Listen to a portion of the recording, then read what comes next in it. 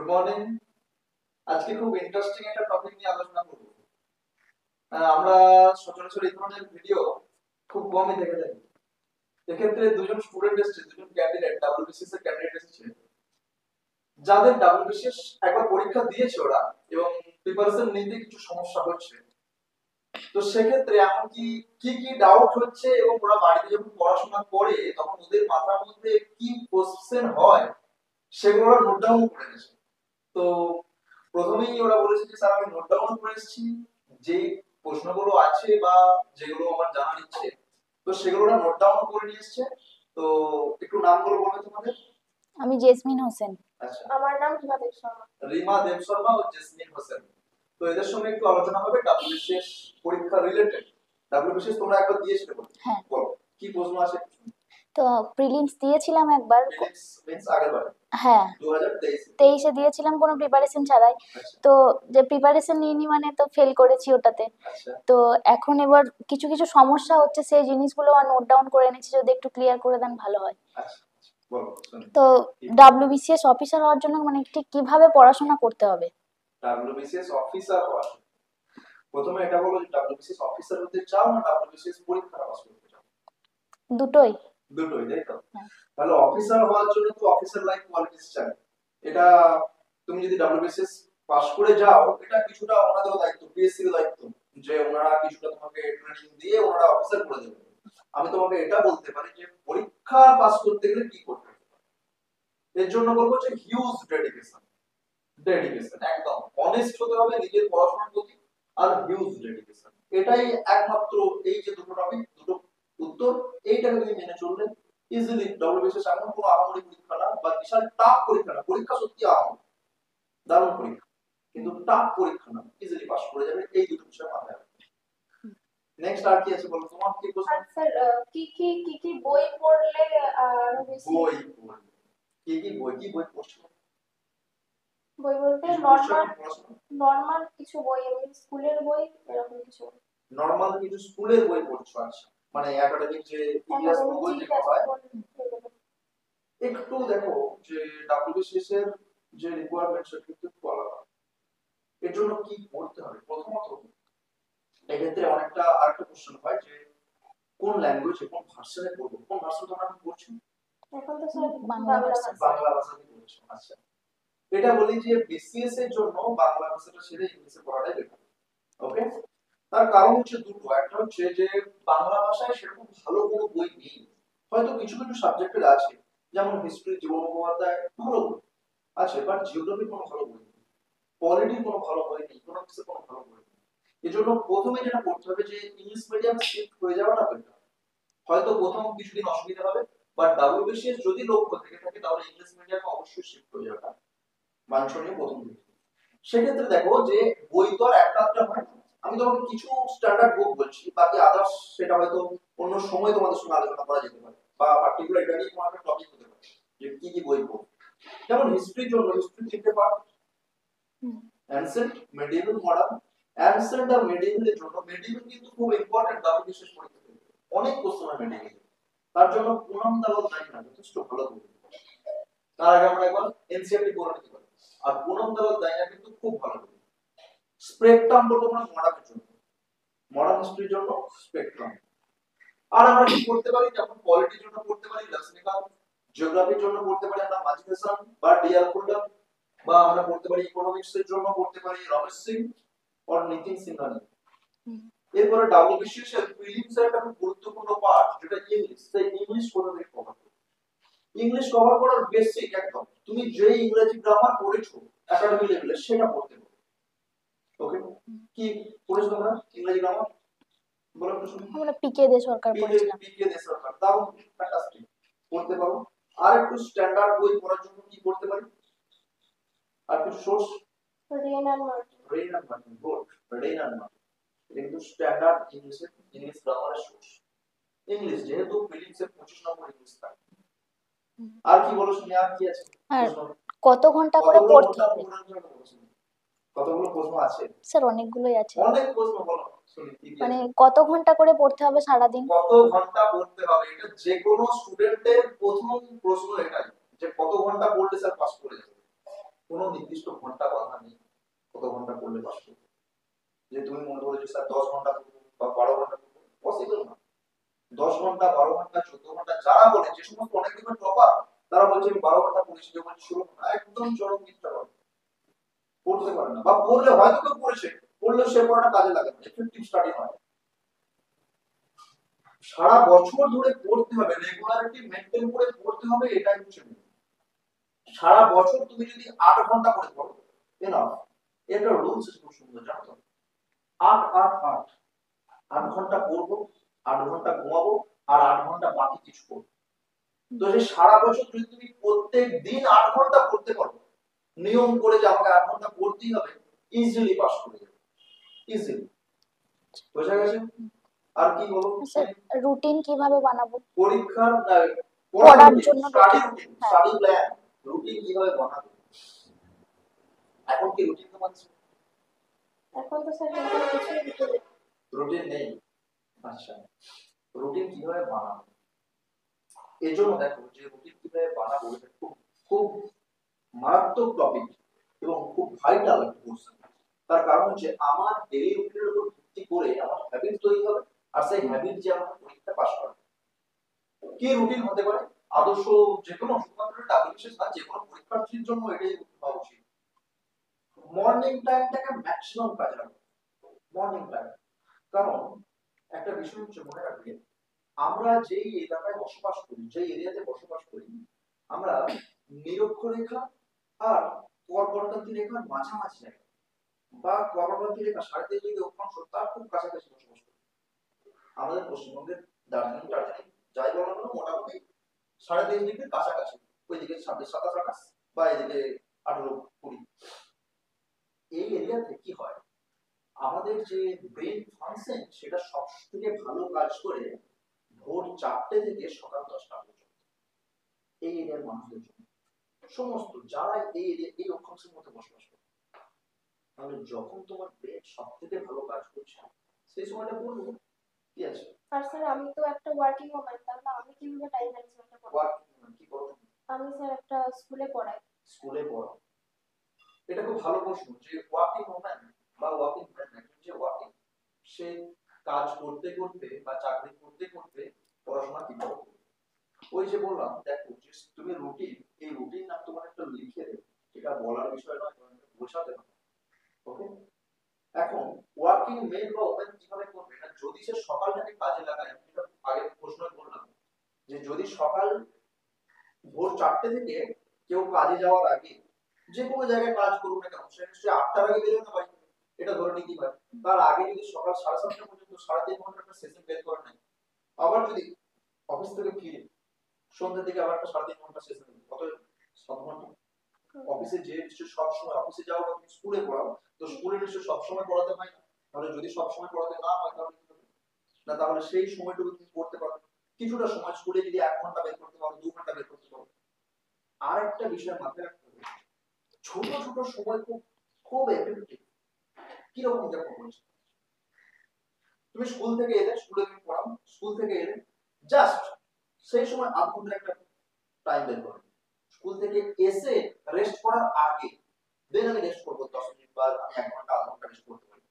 তো ওই যে একটা 1/2 ঘন্টা সেশন বের করে নিলাম, একটা ছোট টাইম, স্কুলে যাওয়ার আগে একটা ছোট টাইম, বা কোনো একটা জায়গায় হয়তো কেউ কোথাও ওয়েট করাচ্ছে, যে কোনো একটা জায়গায় বেরোচ্ছ, তার আগে তোমাকে বলবে যে আচ্ছা এই সময়টা এই সময় এসো।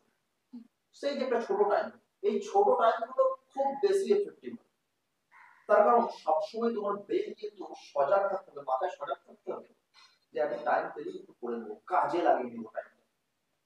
হতে পারে তুমি বাসে যাচ্ছ, একটা ক্লাস দেখে নিলাম ইউটিউবে, এখন তো ইউটিউব পড়াশোনা এখন সবার জন্য ফ্রি, ক্লিয়ার?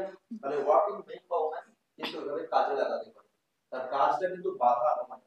ওকে, নেক্সট বলো শুনি, কি নোট ডাউন আছে তোমাদের? ডাব্লিউবিসিএস এর জন্য মানে কোন সাবজেক্টটা বেশি ইম্পর্টেন্ট? কোন সাবজেক্টটা বেশি ইম্পর্টেন্ট? গুড।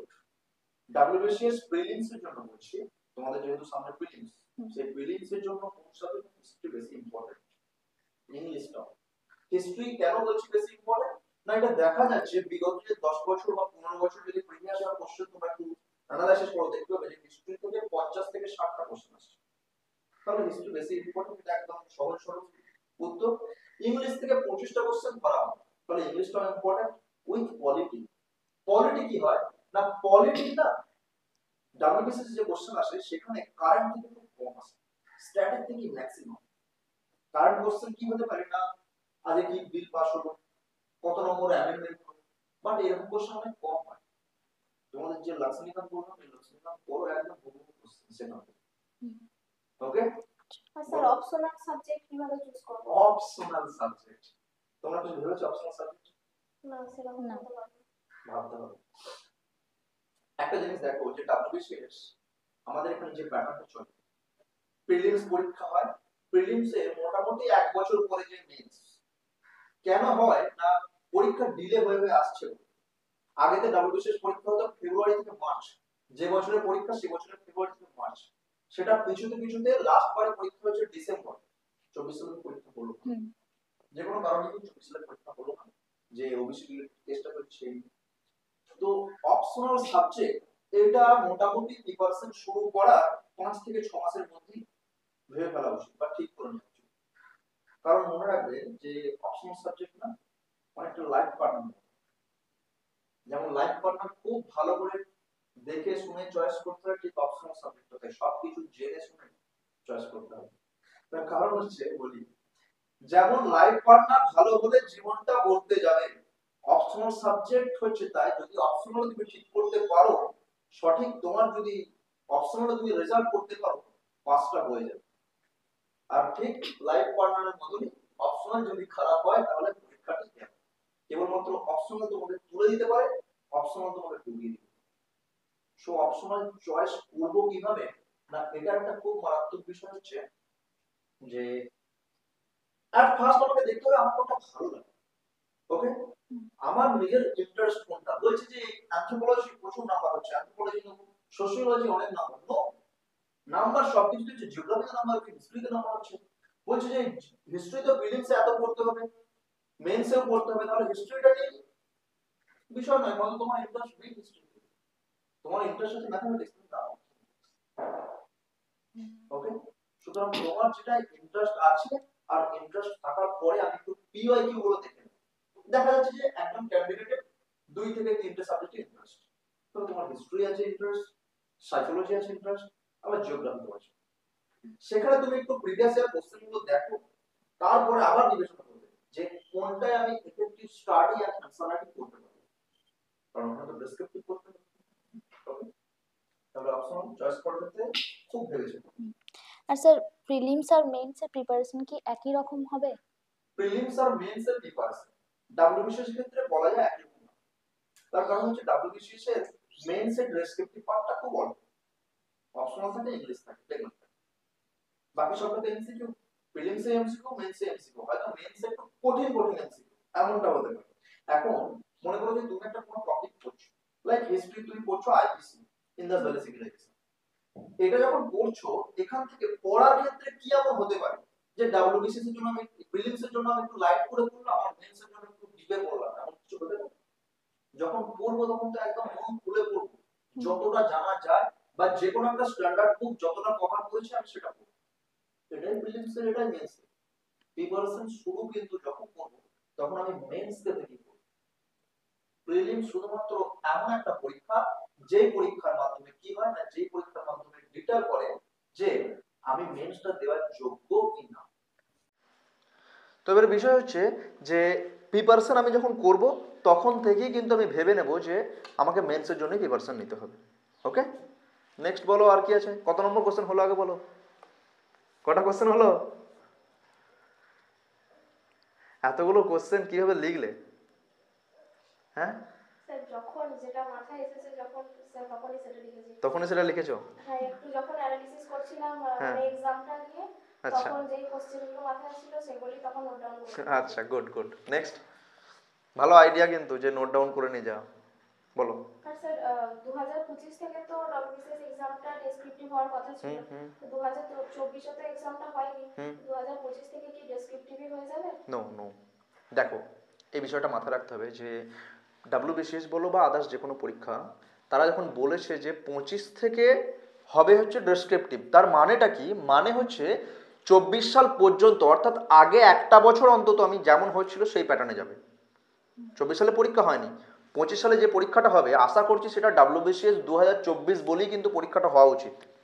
পরীক্ষাটা হতো WBCS 2025-এ পরীক্ষা নয়, কিন্তু 24-এর পরীক্ষায় 25-এ হবে, এমনটা হওয়া উচিত। যদি নাও হয়, এইবারে যেটা সামনে প্রিলিমস আসছে বা সামনে যে WBCS আসছে, মেন্স আসছে, সেটা ডেসক্রিপটিভ হচ্ছে না, পুরোনো প্যাটার্নই হচ্ছে। মোটামুটি বলা যায় যে 80 থেকে 90% চান্স হচ্ছে পুরোনো প্যাটার্নে। খুব সামান্য কিছু বলা যেতে পারে যে নতুন প্যাটার্ন হতে পারে, এটা তোমরা ভেবো না যে নতুন প্যাটার্ন হবে, একদম গ্যারান্টি ধরে রাখতে পারো। নেক্সট বলো কি? স্যার মক টেস্ট কিভাবে দেবো আর কতগুলো করে মক টেস্ট দিতে হবে? মক টেস্ট কিভাবে দেব, মক টেস্ট কিভাবে দেব আর কতগুলো মক টেস্ট দিতে হবে, এর থেকেও বেটার কোশ্চেন হচ্ছে যে মক টেস্টের প্রিপারেশন নেবো কিভাবে বা মক টেস্ট প্র্যাকটিসটা করবো কিভাবে। দেখো, যে মক টেস্ট হচ্ছে নেটে ব্যাটিং করা, আর ওখানের পরীক্ষাটা হচ্ছে ম্যাচে ব্যাটিং করা। তো যত আমি নেট প্র্যাকটিস বেশি করবো তত আমার ম্যাচে ভালো পারফরমেন্স হবে। এর জন্য মক টেস্টের একটা নিয়ম আছে। যেহেতু এখনো পর্যন্ত বলেনি তোমাদের পরীক্ষা কবে বা তোমরা জানো না, এক্ষেত্রে তোমরা প্রত্যেক সানডে, WBCS পরীক্ষা 12টা থেকে হয়, প্রত্যেক সানডে বেলা 12টা থেকে পরীক্ষা দেবে মক টেস্ট। মক টেস্টের নিয়ম হচ্ছে যে সবসময় পরীক্ষাটাকে আমাদের মাসেল মেমোরিতে নিয়ে যেতে হবে।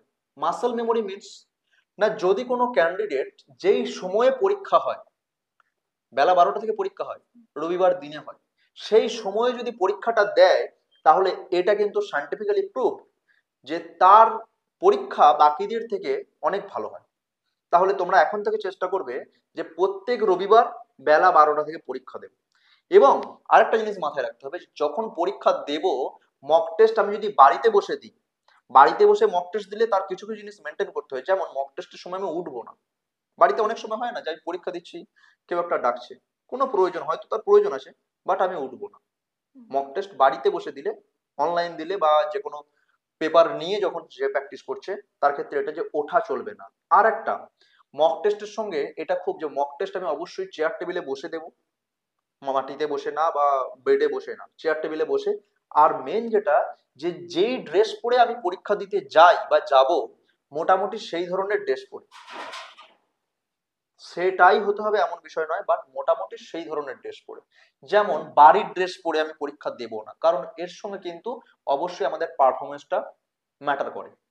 ওকে, তাহলে পরীক্ষা দেবো, যখন বাড়িতে বসে পরীক্ষা দেবো, অবশ্যই মেয়েদের ক্ষেত্রে যেই ড্রেস পরে, সবার ক্ষেত্রে, ছেলেদের ক্ষেত্রেও একদম ওয়েল ড্রেস আপ হয়ে বসে পরীক্ষা। ওকে, যখনই পরীক্ষার ডেট তুমি জেনে যাবে, মনে করো আর পরীক্ষা আছে 1 মাস বা 1.5 মাস বা 2 মাস, তখন এই মক টেস্টটা শুধুমাত্র সানডে রাখবো না, এভরিডে মক টেস্ট।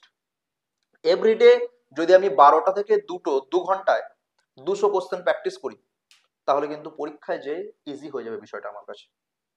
ওকে, তাহলে যখন জেনে যাবো যে 2 মাস আছে, তাহলে তখন এভরিডে মক টেস্ট।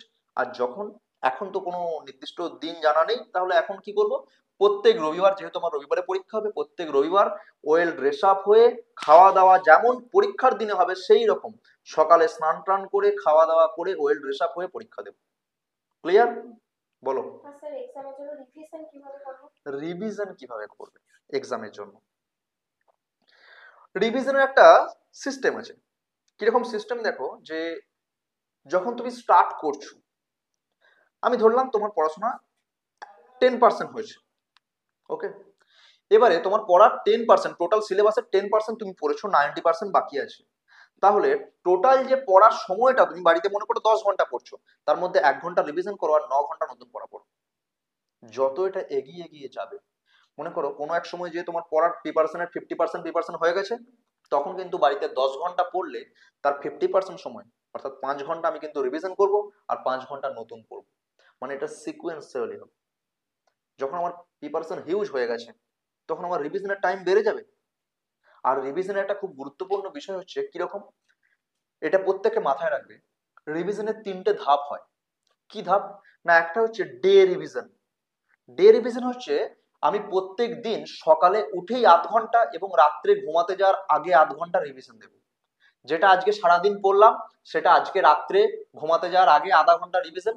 আবার কাল সকালে প্রথম পড়া স্টার্ট করার আগে ওই পড়াটাকে 0.5 ঘন্টা রিভিশন। এটাকে বলে ডে রিভিশন। উইকলি রিভিশন কিরকম? ওই যে সানডে তোমরা মক টেস্ট দিচ্ছ, আর কিচ্ছু সানডে নতুন করবো না। সানডে সারা সপ্তাহ, আমি সানডে বললাম, হয়তো তোমাদের দেখা যেতে পারে সানডে কারোর কোচিং আছে, সে স্যাটারডে করবে বা অন্য কোনো দিন নিজের খুশি মতো একটা দিনে করবে। সারা সপ্তাহ যা পড়লাম সপ্তাহের একদিনে সেটা রিভিশন, এটাকে বলে উইকলি রিভিশন। আর একটা হচ্ছে মান্থলি রিভিশন। সারা মাসে তুমি যা পড়লে এগুলো অবশ্যই নোট ডাউন করো, নোট ডাউন শুধু কোশ্চেন করলে হবে না, নোট ডাউন কি পড়লাম এটা হিসেব রাখা প্রয়োজন। সো সারা মাসে আমি যা পড়লাম সেটাকে আমি মাসের শেষ 3টে দিনে রিভিশন করবো, এটা হচ্ছে কম্প্যাক্ট রিভিশন বা মান্থলি রিভিশন। ওকে, তাহলে হবে কি না, day revision, weekly revision and monthly revision. Clear? বলো শুনি। স্যার ইন্টারভিউ এর জন্য কি স্পোকেন ইংলিশ শেখাটা খুব জরুরি, মানে ইংলিশ ছাড়া ডাব্লিউবিসিএস এর ইন্টারভিউ স্পোকেন ইংলিশ, তোমাদের কি মাথায় আইডিয়া বলো? ইন্টারভিউ কোনোদিন দেখেছো বা শুনেছো? প্রফেশনালি সেরকম ভাবে কিছু দেখা হয়নি, হুম, কিন্তু নর্মালি শুনেছি যে বিশাল কিছু ইংলিশ জানতে বিশাল হয়। কিছু নো, এমন কোনো বিষয় নয় যে ইন্টারভিউ এর জন্য স্পোকেন ইংলিশ শেখা জরুরি। নো, স্পোকেন ইংলিশ শিখতে হবে না। এবারে কি যে তুমি একটা অফিসার হতে যাচ্ছ, সাধারণ ইংলিশ তো একটু জানতেই হবে, কারণ ইন্টারভিউ যে ইংলিশে হয় এমন বিষয় নয়। ইন্টারভিউ বাংলাতেও হয়, ইংলিশেও হয়, কিছু কিছু ক্ষেত্রে ইংলিশে হয়, খুব রেয়ার কেস। বিষয় হচ্ছে যে যারা ইন্টারভিউ আছেন, প্রধানত ডাব্লিউবিসিএস এর ইন্টারভিউ বাংলাতেই হয়, এটাকে আমাকে ধরে নিতে হবে। যারা ইন্টারভিউয়ার আছেন তারা কোশ্চেনটা যে ভাষায় করছেন, ওকে, আমি অ্যান্সারটা সেই ভাষায় দেওয়ার চেষ্টা করব যদি সম্ভব হয়। যদি সম্ভব না হয় তাহলে বাংলাতেই দেবো, বাংলা আমার হাতে খোলা।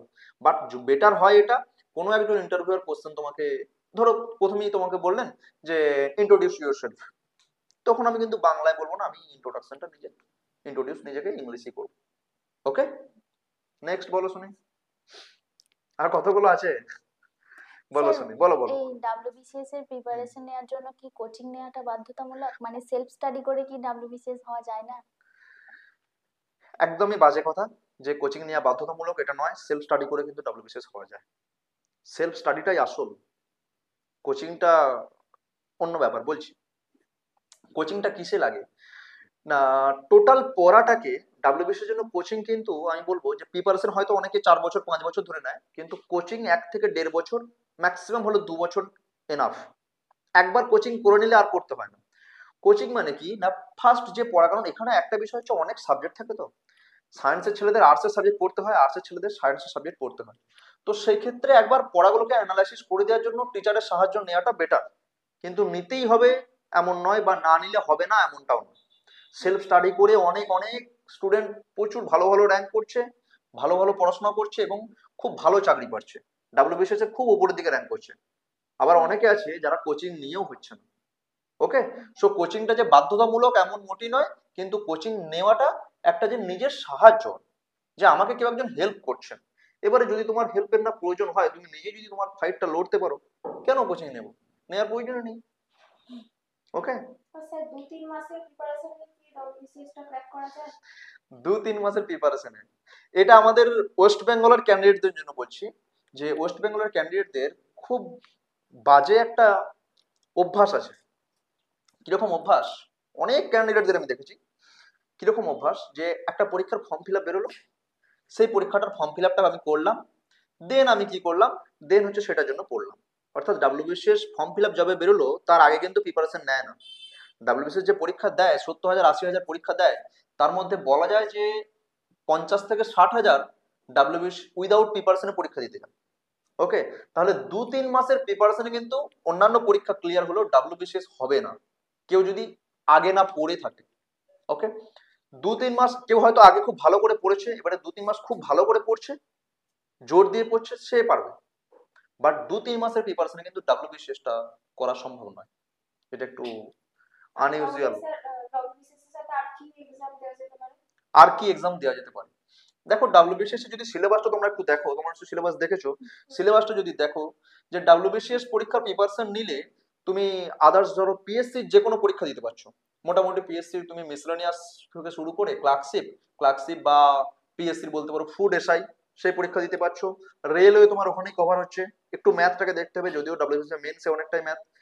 আর আদার্স বলা যেতে পারে যে ব্যাংকিংটা বাদ দিয়ে বা সেন্ট্রালের যে সিজিএল পরীক্ষাটা হয় সেই সিজিএল কে বাদ দিয়ে আদার্স পরীক্ষা তুমি দিতে পারছো, কারণ ডাব্লিউবিসিএস সিলেবাসটার পড়ার এটাই একটা খুব মারাত্মক মহত্ব আছে যে তুমি ডাব্লিউবিসিএস পড়ছো, আদার্স আমার অন্যান্য পরীক্ষার প্রিপারেশন একসঙ্গে চলছে। ওকে, নেক্সট বলো। স্যার নিউজ পেপার পড়াটা কি বাধ্যতামূলক, মানে নিউজ পেপার পড়তেই হবে? নিউজ পেপার পড়তেই হবে কি? আচ্ছা দেখো, তুমি অফিসার হতে যাচ্ছ, একজন অফিসার তো নিউজ পেপার পড়ে, তাহলে এটা আমি এখন থেকে কেন পড়বো না? বাধ্যতামূলক নয়। কেন বলছি না, এখন অনেক এনরিচমেন্ট ম্যাগাজিন চলে এসছে, সারা মাসে কি হচ্ছে সেই ঘটনাগুলো নিয়ে একটা মান্থলি ম্যাগাজিন, তুমি সেটা পড়ে নাও, কাজে লেগে যাবে। নিউজ পেপারের অনেক সময় অ্যানালাইসিস, প্রত্যেক ডে অ্যানালাইসিস হয়। দা হিন্দু বা ইন্ডিয়ান এক্সপ্রেস প্রত্যেক দিনের অ্যানালাইসিস পাওয়া যায়, ইউটিউবে পাওয়া যায় বা যে কোনো ওয়েবসাইটে পাওয়া যায়, অনেক ওয়েবসাইট আছে, তো সেখান থেকে তুমি দেখে নিতে পারো। বাট একদম আমি বলবো, আমার পার্সোনালি সাজেশন, যে নিউজ পেপারটা রেগুলার পড়ো, নিউজ পেপারটাই পড়ো, তার অ্যানালাইসিস নয় বা ম্যাগাজিন নয়, সেগুলো পড়ো, অ্যানালাইসিসটা আলাদা বিষয়, কিন্তু নিউজ পেপার পড়াটা একটা অন্য বিষয়। তোমরা কোনোদিন খেলা দেখেছো নিশ্চয়ই, ক্রিকেট, ক্রিকেট খেলা আর ক্রিকেট খেলাটাকে কমেন্ট্রি করা, এই দুটোর মধ্যে পার্থক্য আছে। যে খেলছে মিন্স হচ্ছে নিউজ পেপার পড়ছে, কেউ খেলাটা দেখেছে, দেখে এসে তোমাকে বলছে, গল্পটা বলছে, সেটা হচ্ছে ওই নিউজ পেপারে অ্যানালাইসিস পড়া। সুতরাং সবসময় চেষ্টা করবো নিউজ পেপার পড়া, তারপরে আমি হয়তো অ্যানালাইসিস দেখে নিলাম বা মান্থলি ম্যাগাজিন পড়লাম, কিন্তু পড়ার অভ্যাসটা অবশ্যই অবশ্যই করো। স্যার বাংলা বা ইংরাজি যে কোনো মাধ্যমে নিউজ পেপার পড়লে চলবে? ইংলিশ পড়াটাই বেটার। কেন ইংলিশ পড়াটা বেটার? না, বাংলা যে নিউজ পেপার গুলো আছে সেটা হচ্ছে, যেমন বলো যে আনন্দবাজার পত্রিকা বা বর্তমান, যেগুলো আমাদের কাছে কমন সব থেকে, এখানে কি হয়, খারাপ বলছি না পেপারগুলো, এখানে এডুকেশন বা এই যে পরীক্ষা রিলেটেড কন্টেন্ট কম থাকে, এখানে খবরটা বেশি থাকে। খবর বুঝেছো তো, খবর আর অ্যানালাইসিসের মধ্যে পার্থক্য বুঝতে হবে, নিউজ আর অ্যানালাইসিস। কিন্তু তুমি যদি দা হিন্দু পড়ো বা ইন্ডিয়ান এক্সপ্রেস পড়ো, সেখানে এক্সামের জন্য কিছু কিছু ভালো ভালো এডিটোরিয়াল থাকে।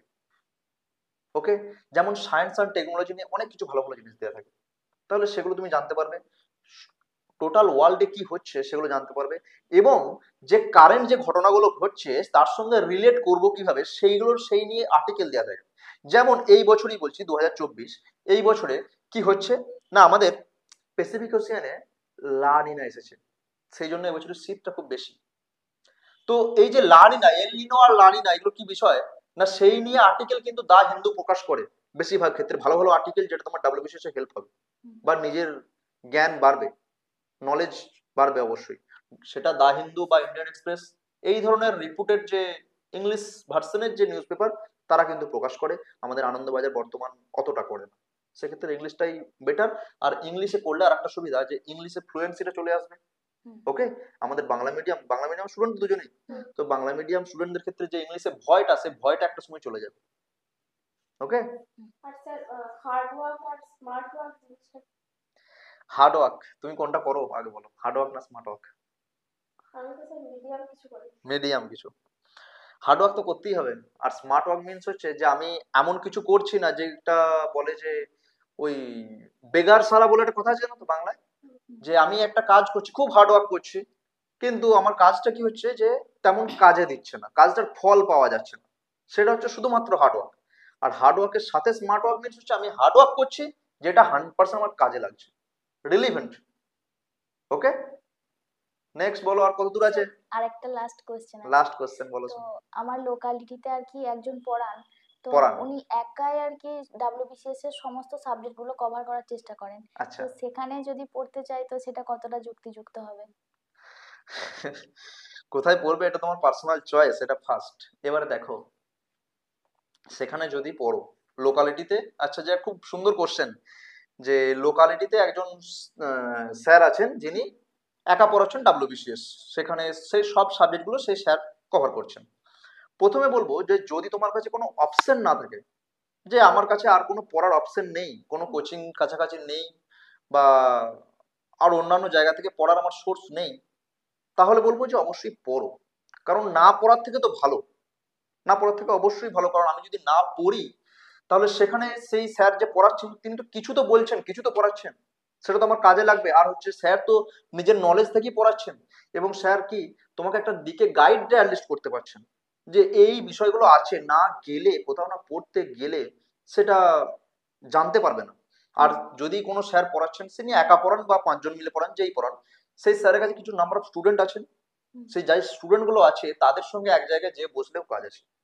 তাহলে যদি তোমার কাছে অপশন না থাকে যে আর কোনো আমি পাচ্ছি না ভালো, বা এমন কোনো কোচিং পাচ্ছি না যেখানে কোনো কোচিং সেন্টার ডাব্লিউবিসির জন্য পাচ্ছি না, তাহলে বলবো যে যে স্যার একা পড়াচ্ছেন তাহলেও তার প্রচেষ্টা নিশ্চয়ই কম থাকবে না, সেখানে তুমি পড়তে পারো। বাট যদি অপশন থাকে তাহলে চেষ্টা করবে যে যেখানে 3 জন 4 জন 5 জন মিলে পড়াচ্ছেন, তাহলে সেক্ষেত্রে কিন্তু সেটা বেটার হবে, কারণ ডাব্লিউবিসিএস এর মতো কোর্স একজন টিচারের পক্ষে একা একটু কভার করা একটু প্রবলেমেটিক। ওকে, বলো আর কি? আর কিছু নেই স্যার, এই আর পর্যন্ত। এই পর্যন্তই। তাহলে পড়াশোনাটি করতে হবে, মেন হচ্ছে যে এত তোমাদের শুনলে জানলে, এবারে যতগুলো তুমি কোশ্চেন ওই যে খাতায় লিখে এনেছো তার আনসার আমি যেগুলো বললাম বা তার যেগুলো আমি তোমাকে বললাম সাজেশন যেগুলো দিলাম, হয়তো তোমার বাড়ি যেতে যেতে পুরোটাই তুমি ভুলে যাবে, বা 70% তো ভুলে যাবে, 30% হয়তো মনে থাকতে পারে। তো লিখে এনেছো, এটা খুব বেটার। পড়তে হবে, মেন যেটা ডাব্লিউবিসিএস কে যদি তোমরা লক্ষ্য রাখো, পড়তে হবে একটা নির্দিষ্ট টাইম পিরিয়ড ধরে। মানে আমার তাড়াহুড়ো হলে হবে না যে আমাকে 5 মাসের মধ্যে ডাব্লিউবিসিএস লাগাতে হবে, নো, এটা তোমার জন্য নয়। তাহলে তোমাকে সময় নিতে হবে, কারণ এখানে প্রসেসটাই তো অনেক দিন। তুমি ডাব্লিউবিসিএস এর প্রিলিমস দিলে, তারপরে মেইনস হবে প্রায় 6 মাস কম করে, কম বললাম সব থেকে, না হলে ওটা 1 বছর, 1.5 বছর, 2 বছর, তার 1 বছর পরে যাবার ইন্টারভিউ। মানে প্রিলিমস থেকে বা জবে থেকে ইন্টারভিউ, জবে থেকে নোটিফিকেশন বের হয় আর জবে তুমি জয়েন করবে, তার মধ্যে মিনিমাম 2.5 থেকে 3 বছরের গ্যাপ। সুতরাং এই যে এটা একটা ম্যারাথন রেস, এটা 100 মিটারের স্প্রিন্ট না, ম্যারাথন রেস। এর জন্য নিজেকে মেন্টালি, ফিজিক্যালি একদম প্রস্তুত করতে হবে। ওকে, বেশ, তাহলে যে পড়াশোনা করো, দেখা হবে আবার, ভালো করে পড়াশোনা করো, আর যা কিছু সমস্যা হবে জানাতে পারো। ওকে, বেশ, আজকে এই পর্যন্তই, পরের দিনে দেখা হচ্ছে।